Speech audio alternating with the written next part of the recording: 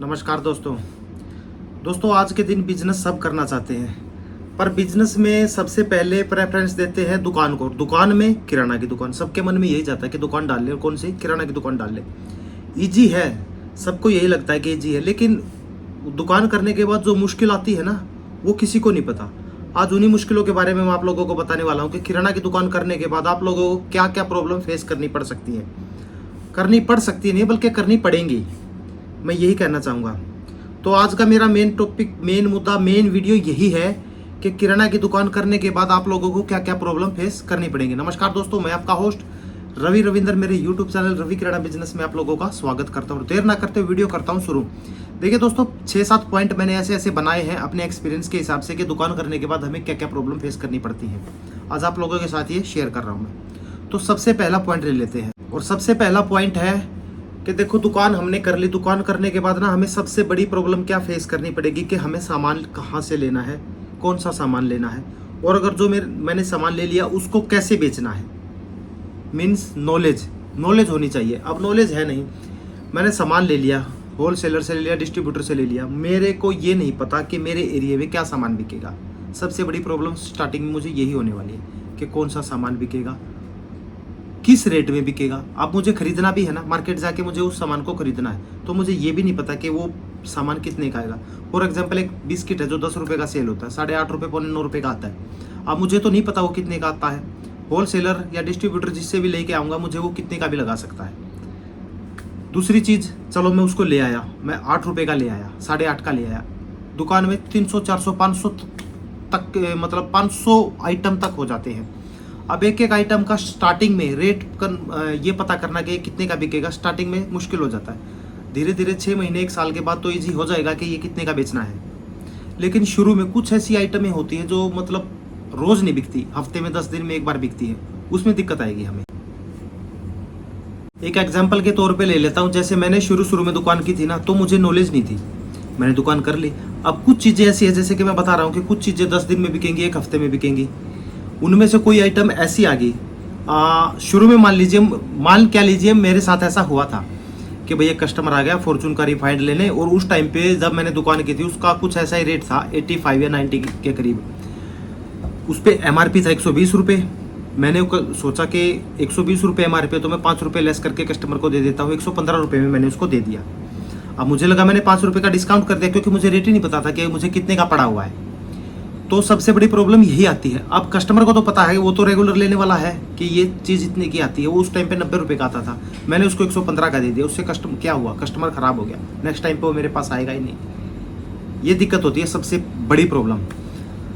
तो मैं कहना चाहूँगा कि दुकान करने से पहले ना 15-20 दिन कहीं दुकान पे बैठ के नॉलेज ले लेनी चाहिए कि कौन सा सामान कितने का पड़ता है और कितने का बिकता है, कितने का हमें आता है, कितने का हमें उसको सेल करना है। सेल ज़्यादा कर दिया तब भी कस्टमर नहीं आएंगे, हमारा नुकसान है। महंगा ले लिया तब भी हमारा ही नुकसान है। तो सबसे मेन चीज़ तो क्या है कि सबसे बड़ी प्रॉब्लम आएगी हमें नॉलेज की। अगर नॉलेज नहीं है तो हमें प्रॉब्लम यही फेस करनी पड़ेगी। हमें सामान का रेट नहीं पता, कस्टमर को हम कुछ भी लगा के दे सकते हैं। तो सामान के रेट की सबसे पहली तो मेरे यही है कि भाई नॉलेज होनी चाहिए, सबसे बड़ी प्रॉब्लम यही होगी। और दूसरा पॉइंट मैं अगर आप लोगों के साथ शेयर करूँ तो देखो, नई दुकान कर ली, अब सबसे उसमें ना क्या होगा कि मुझे ये लगना चाहिए कि भाई मेरी दुकान चलनी चाहिए। पेशेंस किसी के पास नहीं होता। दुकान कर ली, एक ही दिन में गल्ला भरा होना चाहिए भाई, 20-30 हज़ार रुपये की सेल होनी चाहिए, ऐसा कभी भी नहीं होता। पेशेंस होता नहीं है। मुझे लगता है कि यार ये क्या कर लिया मैंने, 4-5 लाख रुपये भी लगा दिया और काम चल नहीं रहा। एकदम से किसी की भी दुकान नहीं चलती। तो स्टार्टिंग में हमें थोड़ा सा पेशेंस रखना होगा। कस्टमर को कैसे अट्रैक्ट करना है वो हमारे अंदर होना चाहिए। तो उस चीज़ को लेके भी हमारे अंदर थोड़ा सा ये रहेगा कि यार ये क्या कर लिया, दुकान तो चल नहीं रही, उसको कैसे चलाना है, ये प्रॉब्लम हमारे सामने आएगी कि बगल वाली दुकान पे तो इतने कस्टमर जा रहे, मेरी दुकान पे तो आ ही नहीं रहा। मतलब ये लगेगा कि मैंने दुकान करके कुछ गलत तो नहीं कर दिया, लेकिन ऐसा नहीं है। ये सबके साथ होता है शुरू में ना। अब मान लीजिए मेरी कोई पुरानी दुकान है, मेरे बगल में कोई नई दुकान खुल गई, उसके पास कस्टमर नहीं जाएंगे, तो क्या इसका मतलब क्या है कि वो भाग जाए? नहीं, थोड़ा सा पेशेंस रखना होगा। मेरे पास जो कस्टमर है, धीरे धीरे टाइम लगेगा ना उसको दूसरी दुकान पे जाने में। हमें क्या करना है कि नई दुकान कर ली, हमें स्टार्टिंग से ही डिस्काउंट तगड़े वाला देना शुरू करना। कम से कम 6 महीने तक हमें मार्जिन नहीं लेना है। लोग इसी चीज़ को नहीं समझ पाते, वो स्टार्टिंग से ही मार्जिन लेना शुरू कर देते, कस्टमर नहीं आते, दूसरी प्रॉब्लम बड़ी फेस करनी पड़ती है। तो यही है कि भाई शुरू में हमें अगर दुकान चलानी, स्कीमें देनी होगी कस्टमर को। स्कीम देनी है, मार्जिन बहुत कम रखना है, ना के बराबर 4-5 महीने तो ना के बराबर हमें मार्जिन रखना है, तभी दुकान चलेगी। दूसरी प्रॉब्लम है ये प्रॉब्लम क्यों कह रहा हूँ मैं, क्योंकि कोई भी ऐसा नहीं करता कि 10 वाली चीज़ को 9 में बेच देगा 8.5 की लाके। सब यही सोचते हैं कि 10 वाली चीज़ को 10 में बेचे, 100 रुपये वाली चीज़ को 100 में बेचे। 80 की पड़ी हुई है यार, 85 की बेच दो अगर दुकान चलानी है। तो दूसरी प्रॉब्लम ये है कि कस्टमर नहीं आएंगे स्टार्टिंग में, धीरे धीरे आएंगे लेकिन आएंगे, अपने आप आते चले जाएंगे अगर आपने सही व्यवहार रखा आपका और डिस्काउंट देते चले गए तो दूसरी प्रॉब्लम है कि कस्टमर को हम कैसे बुलाएं, वो आपके अंदर होना चाहिए कि कस्टमर को कैसे बुलाना। आपका व्यवहार डिपेंड करता है कि कैसा है, डिस्काउंट डिपेंड करता है कि कस्टमर को हम कितना डिस्काउंट दे पाएँ। ये भी एक प्रॉब्लम है। कई बंदों का नेचर वैसा नहीं होता जैसा दुकान करने के बाद होना चाहिए, तो थोड़ा सा अपने नेचर में भी आप लोगों को मतलब सहज लाना पड़ेगा। अब ले लेता हूँ तीसरा पॉइंट। तीसरा है उधार का। देखो सबसे मेन ये दुकान में प्रॉब्लम होती है, उधार की सबसे बड़ी टेंशन है। इसके बिना दुकान चलती भी नहीं है। किसी को हम ये भी नहीं कह सकते उधार नहीं कर सकते, क्योंकि इसके बिना दुकान चलेगी नहीं। अब मैं ये आप लोगों को भी नहीं कह सकता कि उधार करना ही मत करना, लेकिन जेन्युइन बंदे की आपको उधार करनी पड़ेगी, जो जेन्युइन है। अब वो आप लोगों को पहचानना पड़ेगा कि भाई ये बंदा जेन्युइन है और ये जेन्युइन नहीं है। क्योंकि अगर आपकी मान लीजिए 30 कस्टमर है, अगर उसमें से एक आदमी ने आपकी 1 महीने की उधार रख ली तो 300 का जो मार्जिन है वो खा जाएगा। तो इस हिसाब से उधार की भी बड़ी प्रॉब्लम है। और इसमें मान के चलना कि आप लोगों को अगर 50 आदमी ऐसे है उधार के, तो एक आदमी उधार एक की आपकी मरेगी लास्ट में। अगर जेन्युइन बंदे हैं तो शायद ना भी मरे। तो उधार की बड़ी प्रॉब्लम है। उधार का क्या करना आप लोगों को, उधार में ना सबसे मेन तो क्या है, देखो अगर घर के नज़दीक में दुकान है, मेन बाजार में नहीं है, तो आप लोगों को पकड़ में आ जाएंगे कि कौन कस्टमर, क्योंकि जो जानते हो आप लोग कि ये बंदा कैसा है, ये बंदा कैसा है, सबके बारे में जानते होगे, तो उसको उधार देने में तो कोई टेंशन है नहीं। अगर मार्केट में, मेन मार्केट में दुकान है, तो वहाँ पे उधार बहुत कम होगी। क्यों होगी? क्योंकि अननोन कस्टमर आएगा, आप जानने वाला ही उधार करेगा। अननोन कस्टमर क्या होगा, 1-2 बार आपके पास आएगा, 4 बार 5 बार आपसे सामान लेगा, फिर छठी बार बोलेगा कि 50 रुपये, 100 रुपये, 200 रुपये, 500 रुपये कम है, 2000 में से ये उधार लिख लेना। वो प्रॉब्लम आपको फेस करनी पड़ेगी। तो उससे भी आपको खुद सुलटना पड़ेगा कि किस तरीके से आपको खुद ये पता लगाना पड़ेगा कि ये बंदा जेन्युइन है कि नहीं है। तीसरी बड़ी प्रॉब्लम है, सबसे बड़ी प्रॉब्लम ये है। और इसमें एक चीज़ और बता दूं, उधार में ना कम से कम मान के चलना, अगर आपने 3 लाख की दुकान करी है ना, तो आपका मान के चलना कि 50,000 की दुकान आपकी फंसेगी मीन्स मतलब उसको सर्कुलेट चलता रहेगा हर महीने। मान लीजिए 1 तारीख से 1 तारीख तक की उधार होगी, तो किसी को सैलरी 1 को मिलती, किसी को 10 को। वो ऐसे 1 तारीख को आपका हिसाब कर देंगे, फिर पूरा महीना उधार 50,000 वहाँ फंस गए, फिर अगले 1 तारीख को आएंगे। तो 50-60 हज़ार रुपये, अगर 3 लाख की दुकान है तो 50-60 हज़ार रुपये आप उसको मान के चलना कि उधार में आपका घूमता रहेगा। ये तीसरा पॉइंट है। अच्छा, चौथे पॉइंट की बात कर लूँ मैं। चौथी प्रॉब्लम आपको फेस करनी पड़ेगी सामान एक्सपायर होने की। अब कुछ सामान आपको नॉलेज नहीं होगी, अगर होगी भी तो फिर भी कुछ ना कुछ ऐसा आइटम होगा जो एक्सपायर हो जाएगा। उसका कैसे आप मतलब सभी ब्रांडेड माल रखोगे कंपनी का, कंपनी भी ये कहती है कि 10% तक, तो देखो 10 पीस ले लिए, 1-2 पीस तो वापस ले लेगी। अब 10 पीस आपने कंपनी से किसी चीज़ के लिए 10 के 10 उसको वापस करोगे एक्सपायर होने के बाद, ये पॉसिबल नहीं है। कंपनी 1-2 तो आपका वापस ले लेगी। अगर कुछ ज़्यादा ही एक्सपायर होने के करीब आ गया फिर क्या करोगे? ये चौथी प्रॉब्लम है। इसको क्या करना, आप लोगों को अपनी दुकान में घूमो, देखते रहो। मान लीजिए ये एक एग्जाम्पल है, भाई ये सेल नहीं हो रहा, दुकान में घूमने के बाद तो आपको पता चल जाएगा कि यार ये 20 दिन से ऐसे ही पड़ा, एक भी नहीं बिक रहा। इसको क्या करना, आपको उठा के सामने काउंटर पे रख देना है। सामने काउंटर पे रखने से क्या होगा, कस्टमर आएगा, सामने कुछ और चीज़ें लेने आएगा, उसको दिखेगा ये भी है, चल ये भी ले लेता हूँ। तो जो नहीं बिकने वाली चीज़ें हैं उसको सामने लेके आना। आपको अपनी दुकान में घूम के देखना है कि कौन सी चीज़ें नहीं बननी बिक रही हैं, उसकी लिस्ट बनाओ, सामने ला के रखो। ये भी एक बड़ी प्रॉब्लम है, क्योंकि माल एक्सपायर होगा तो आपका नुकसान ही है। जो सेविंग होगी, जो बचत होगी, वो एक्सपायर में चली जाएगी। तो चौथी बड़ी प्रॉब्लम आपको यही फेस करने की पड़ेगी कि माल एक्सपायर ना हो। अगर हो तो उससे कैसे सुलटा जाए वो भी मैंने आप लोगों को बता दिया। एक चीज़ और है, अगर इसमें कोई पैकिंग वाला आइटम है नियर बाय, मान लीजिए कोई बेसन है, वैसे मैंने कई बार बता भी रखा है, बेसन की डेट रहेगी 20 दिन की। अब मैं ही आ गया एक कस्टमर, मैं आपकी दुकान पे बेसन लेने आया, मैंने पैकिंग देखा भाई उसकी डेट एक्सपायर होने में भी 20 दिन पड़े, लेकिन मुझे वो बेसन 2 महीने में खाना है, 2 महीने तक यूज़ करना, तो मैं उसको नहीं लूँगा। उसका क्या करना आप लोगों को, नियर एक्सपायरी मतलब 10, 15, 20 दिन रह जाए उसको लूज में करके बेचना। पैकेट को काटो और उसमें बोलो कि खुला बेसन है, तब वो बिक जाएगा। ये भी एक तरीका है, मतलब अपना नुकसान होने से बचाने का। तो ये भी आपको प्रॉब्लम फेस करनी पड़ेगी, लेकिन साथ के साथ मैं आप लोगों को ये भी बता रहा हूँ कि उस प्रॉब्लम से आपको कैसे मतलब सॉल्यूशन निकालना है प्रॉब्लम का। 5वीं सबसे बड़ी प्रॉब्लम है कोई भी दुकान कर लो, सबसे लंबी ड्यूटी किराना की दुकान में होती है, 15-16 घंटे की ड्यूटी हो जाती है। 15-15 घंटे कौन बैठेगा दुकान पे, 2 बंदे चाहिए घर के। अब इसमें दुकान में क्या होता है ना, कोई संडे ना मंडे कुछ नहीं होता। कई दुकानें होती हैं वो संडे को नहीं भी खुलती, लेकिन किराना की दुकान ऐसी होती है कि ये हर दिन, देखो लोगों को नीड की चीजें हैं इसमें, खाने पीने की चीजें जो रोज चाहिए लोगों को।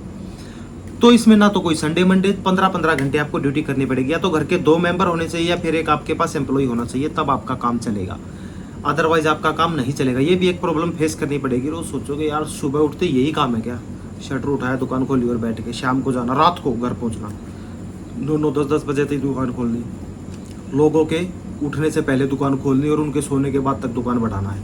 इतनी लंबी ड्यूटी कौन कर पाएगा। कई बार माइंड में ये भी आ जाता है। तो घर के अगर 2 मेंबर है तो अच्छी बात है, नहीं है तो एक एम्प्लॉय रख लो, तब काम चलेगा। 5वीं बड़ी प्रॉब्लम है ये। छठी बता दूं मैं, छठी क्या है कि स्टॉक मैनेज करना है आपको।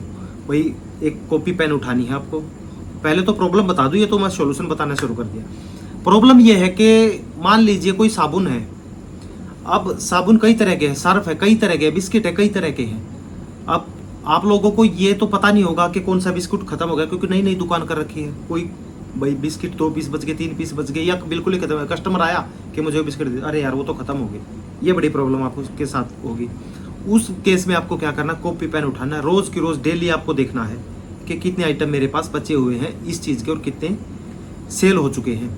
दूसरा और इससे भी अच्छा बेहतर तरीका बता दूं मैं, कस्टमर आया आपके पास, भाई मुझे सर्फ दे दो, टाइड का सर्फ दे दो, सर्फ एक्सेल दे दो, कोई भी कंपनी का दे दो, बिस्किट दे दो, कुछ भी दे दो XYZ।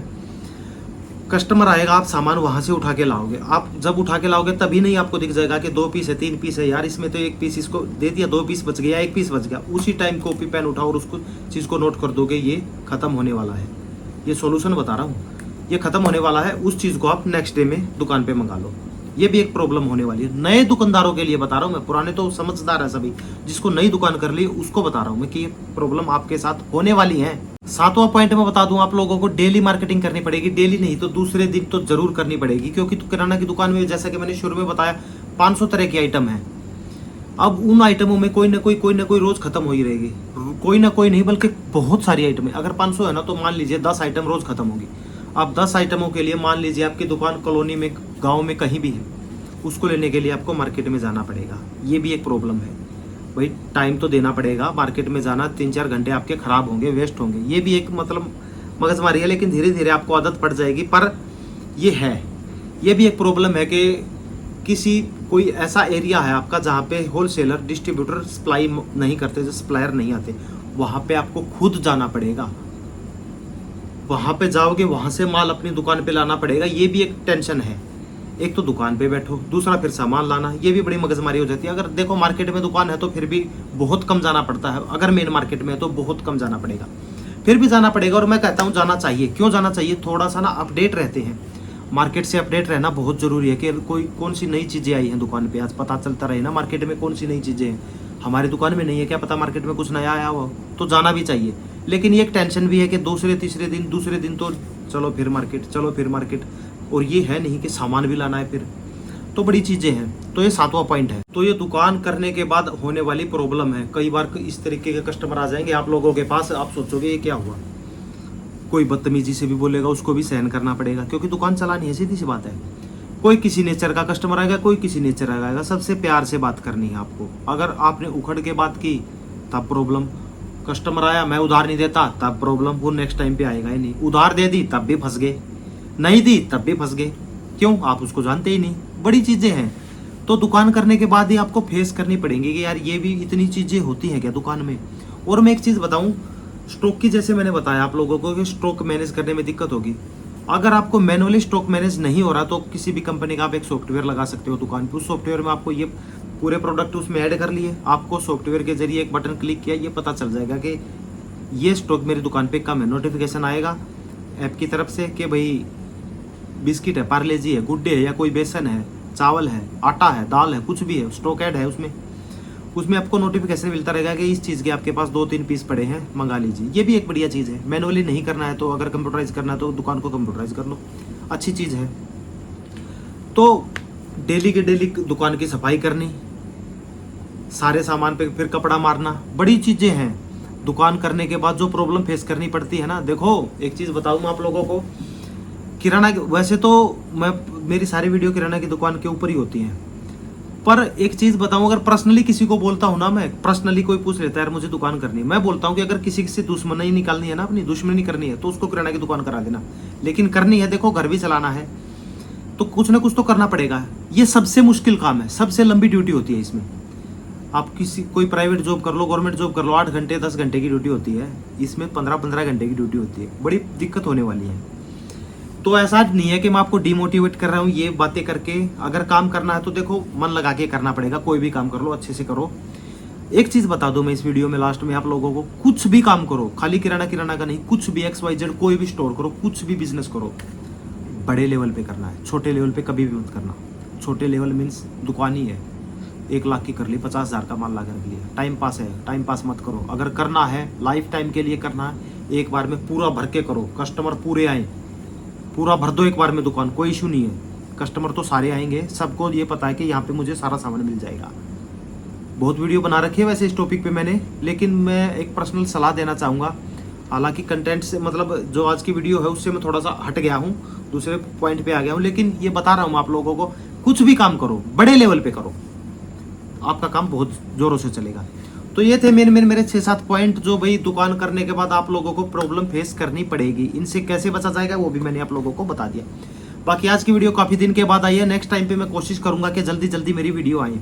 तो उम्मीद करता हूँ मेरी वीडियो पसंद आई, अच्छी लगी है तो लाइक कर देना, चैनल को सब्सक्राइब कर देना। मिलता हूँ नेक्स्ट वीडियो, तब तक के लिए नमस्कार।